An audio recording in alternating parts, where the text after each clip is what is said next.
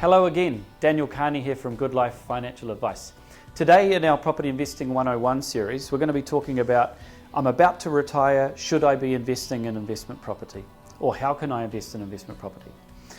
This is a trend that we're seeing a lot more these days.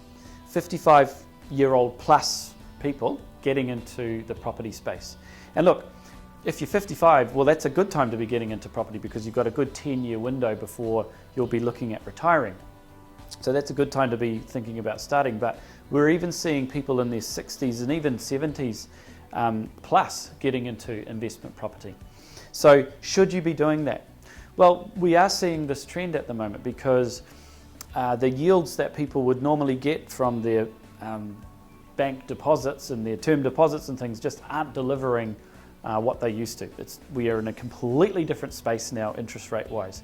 So investors are looking around and hey, guess what? Property is filling that role for them. So it's very common and it's very normal, and we're seeing a huge trend. Just like we're seeing a trend in young people not buying their own home, buying investment property instead, we're seeing older people getting into the investment property space. So you really need to be getting the right advice. You do not want to be taking stress and hassle into retirement with you. And what sort of yields, rental yields, do you need to be looking at? I can't stress enough that you need to be getting good advice if you're looking to get into the investment property space over the age of, say, 55.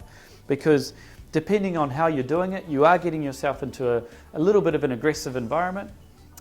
So it's about mitigating and managing that risk properly. Okay, so that's something we're very hot on, is if you're going to be growing your wealth in the space of property, which we've seen hundreds of our clients do, and hundreds of them, being older clients as well, it's about protecting those environments too. So setting up the right structures, the right relationships, so that if risk does rear its ugly head, you've done something to cater for it.